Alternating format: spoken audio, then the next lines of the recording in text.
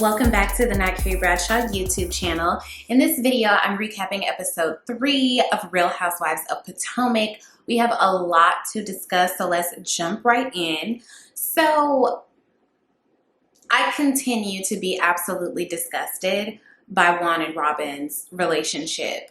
In the time that it took for Juan to harass Robin about waking up to tend to their children, why couldn't he have just taken that time to say, oh, it looks like my wife, fiance, whatever, mother of my children is having a hard time. Maybe she's tired. Maybe she needs to sleep in. Why don't I take this time to get my kids ready? Why can't you just be a father to your children? Your wife is clearly having a hard time right now. I am not a fan of Robin at all, but I know a mental health situation when I see one, and that he has absolutely no sensitivity to that is so telling. And I was having a conversation with one of my friends who is also a fan of the show, and she was like, Robin knew what Juan's expectations of a wife and a mother were before, they even got to this point. And if she could wake up for the bullshit, she should be able to wake up for her kids. I will give you that. Okay, fair. However, we all have expectations of people in all kinds of relationships. You have expectations for your employer or your employees. You have expectations for your friends. You have expectations of everyone in your life. No matter what people say, there's a baseline of expectations for the people in your life. However, life happens, and you have to be flexible enough for the people you care about or the relationships that you value enough for whatever reason. You have to be flexible enough to know that sometimes there's no 50-50. Sometimes you might have to give 70 and your partner, because your partner's only capable of giving 30. Okay, we're in an unprecedented pandemic even still, and you're expecting for this woman to behave 100% normally as if nothing is going on. These kids are being homeschooled. We don't really know what's going on in terms of our health, in terms of like how we're navigating the country. And you have absolutely no sensitivity. You're barking judgments at her, saying that's not attractive, be better. What a piece of shit. One, you're not you cute and everything, but nothing is worth that. And I just keep looking at Robin with a certain amount of empathy, while again, she is far from my favorite. I have a certain amount of empathy for Robin because she comes off as someone who does not hold herself in very much self-worth. And again, this is her character on the show. I don't know her in real life. This really might all just be putting on for a storyline. I don't know. So I always try to talk about reality shows, keeping that in mind, that we have to, a lot of this is still scripted behind the scenes. So I'm just going to say the way that she presents, it seems like, do you not think that there are any other men in the world? Do you think that Juan is like your last and only hope? Why would you settle for someone who, when times get really hard on your behalf, that they beat you down like that? It was so just hard to watch. It was so cringe. I was just so uncomfortable with that. Like, these children have two parents, and y'all sold this whole thing about, you stayed together because you wanted your kids to have a two-parent household. Isn't a part of the benefit of having a two-parent household is to have all hands on deck to facilitate the rearing of these children? Like, what are you doing? What are you talking about? I was just so disappointed that, like, Robin is, again, not my favorite person, but even I can recognize that she's clearly having a hard time right now, and you have no sensitivity to that. And I just think that that's so fucked. Robin in these hats. Okay, let's maybe get a business manager. That's all I have to say about that. So Wendy pops up on Robin as she and the new girl, Escala, are, packaging up hats because her business is booming and she's outgrowing her spaces. Good for you, Robin. And Wendy says that she wants to come out with a home essentials line. Is that in alignment with Wendy's brand? With Wendy's brand as a housewife, where you have built an entire identity around your 4 degrees and being a political commentator and being a professor, I don't see the alignment. I don't see the through line from that to a Home Essentials line. You weren't even one of the housewives who gave us like a really in-depth tour of their home. So what about the way that you've presented yourself as a housewife of Potomac says that you would have a Home Essentials line? I'm all for get the bag. You have this platform, monetize it as much as you can, because reality TV ain't gonna last forever. You don't know if they're gonna bring you back next season. Get the bag while you can. Of course, use this position to the best of your ability, while you have it, but do something that makes sense with your brand. I just don't get that. And, starting out with a candle line, like, okay, who don't love a good candle? Sure. But is that really like in alignment? I'm not really seeing the congruence there. So while they're at this packaging party, I don't know what you call it, Robin tries to confront Wendy about not defending Giselle enough at the dinner at her house, at Wendy's house. Robin feels like if this was last season, Wendy would have jumped in and defended Giselle when Karen was coming for her.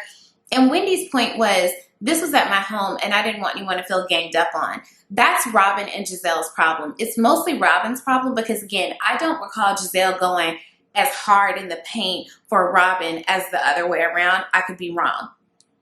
It's just my immediate memory. But if two people are going at it, unless you were trying to just diffuse the situation, nobody needs to jump in on anybody's side. You don't need to jump a person. I always had a problem with that back in the day when people would get jumped.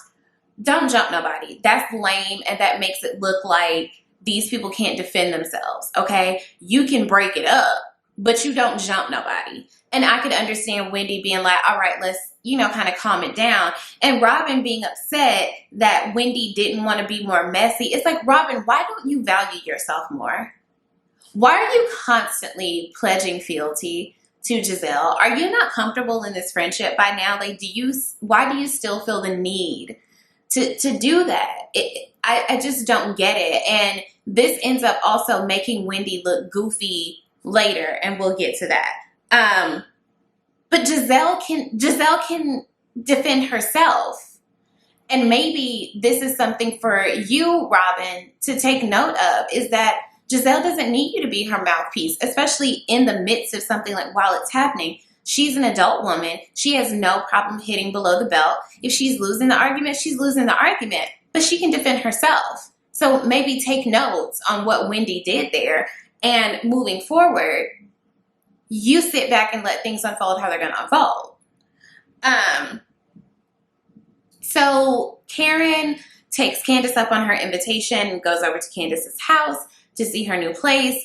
And I was actually really happy. The purpose of this visit was for them to kind of have a conversation to possibly reconcile their friendship following last season when Candace just didn't feel that Karen jumped to her defense enough. Once again, we are all adults. If you are confident that your choice was the right choice, you should not need so much validation from everyone. We're all human. We all need validation to a certain extent. If you didn't need any validation, you'd probably be a sociopath. So understand, to an extent, we all need some amount of validation. When Candace and Monique got into that fight last season, everybody rallied to Candace's side.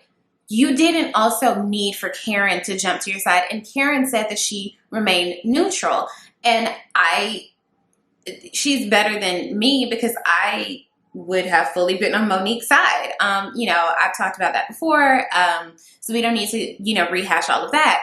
But I'm really happy that Karen didn't back down. I'm happy that Karen stood her ground and stood on what she said. And Candace seems to be one of those people who thinks that loyalty means blindly following that person, blindly bigging them up no matter what they say or what they do. That is not friendship. That is not loyalty. That is servitude.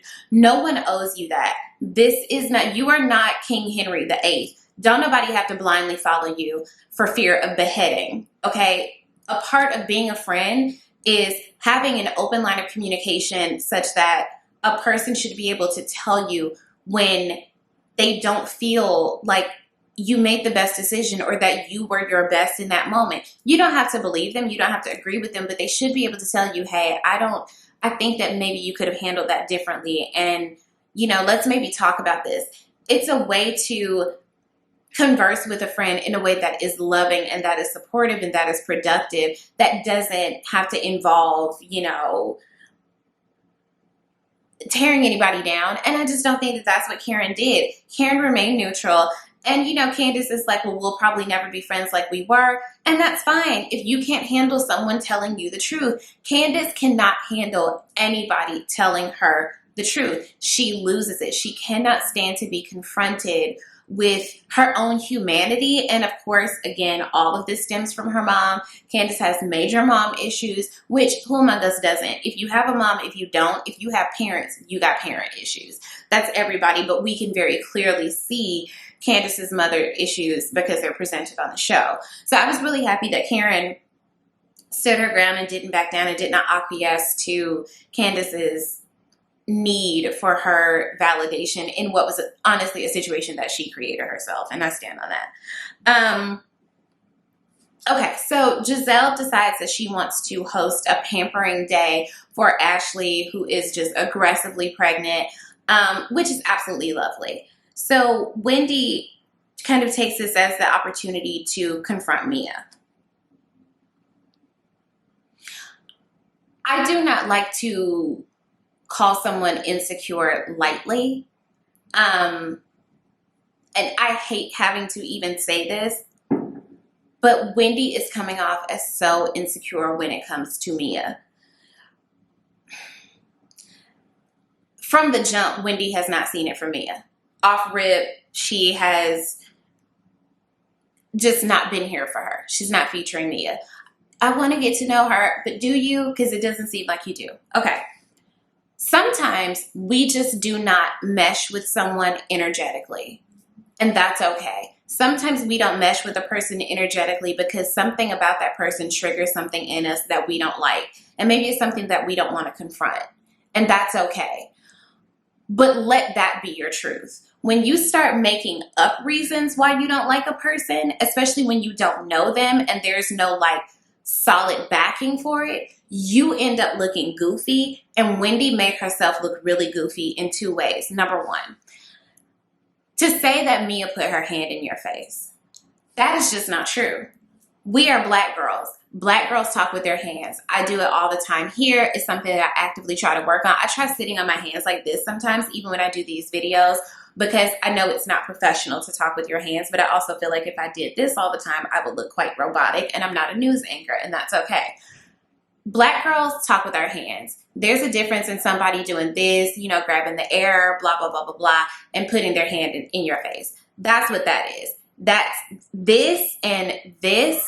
When it's here in this, your circumference, that's a different thing. Wendy, you are reaching. She was not putting her hand in your face. That's just not what happened. It's simply not. The second thing is, once again, reaching for reasons to dislike this woman. You wanted it to be a thing of, oh, well, I can't tell who she is. She's flip-flopping. First she says Giselle has a nice spirit, and then she goes back and says this different thing at the love lunch last week. So which one is it? And, you feel like you are just so, passionate about the possible disrespect of Giselle. And you know how you ended up looking goofy? Giselle didn't even back you on how hard you were going at this girl on her behalf. So how did that make you feel? You have been trying so hard to pledge fealty to the house of Giselle and Robin, and they both left you out to dry. Goofy. You look goofy. You don't see it from Mia because something about Mia touches something in you that you don't want to confront or that you don't want to admit. Okay, fine. Or maybe it's just an energetic mismatch. Perfectly fine. But to grasp at straws and pull at reasons why you don't like this woman, you look goofy. It's giving insecure. And I really don't like that. I don't want you to be this well educated, you know, you've gotten this mommy makeover to like get your confidence and, you know, all these things. And you were presented with someone who actually kind of identifies much in the same way as Giselle and Robin, you know, the light-skinned pretty girls. And for some reason, this one is where you draw the line. Why is Mia where you draw the line? What is it about her that you find so off-putting? Because these two reasons that you gave are bullshit. So what's the real reason? And I felt so triggered by this because I have been in situations where people have been like, oh, well, you're just too extra. You're too this, you're too that, you're this and you're that. And it's like, but what does that have to do with you? Do you actually feel like you not knowing me as a person, that actually gives you reason to dislike me with the level of vitriol with which you do? I may not be your brand of person, and that's perfectly fine. But to act like I actually did something to you to cause you to feel this way, that's a joke. And that's something you need to sit with. And I want more of us to be able to say, there's something about that person that I just don't care for. We're not in alignment energetically. I'm not going to say I dislike her because I don't know her. I'm not going to say I dislike him because I don't know him. But there's something about that person I can't quite put my finger on. That's okay. That's normal. That's human. We're not all going to be absolutely in love with each other. But call a thing what it is. To make up reasons, I'm not with it. I don't like it, Wendy. And I'm really hoping that y'all can come back around, and I don't know, but something needs to happen there because I don't like seeing this. I really don't, because I don't like the optics of it. I really, really don't. And you don't have a reason to be insecure in front of this woman. You might have a reason within yourself. I don't know your life. I don't know your trauma, your past experiences, whatever. But on the surface, what has she done to you? Not to just, I've been in this situation. Well, you did such and such and such and such. Did such and such say that? Because me and such don't have a problem. So what's your problem with me? What did I do to you? Can you identify what I did to you? Probably not, because I don't actually know you. Let's talk about it. You know, the last thing is we got to stop doing this, the slut shaming. It's not cute. Oh, she was a stripper. Sometimes people be strippers. Okay.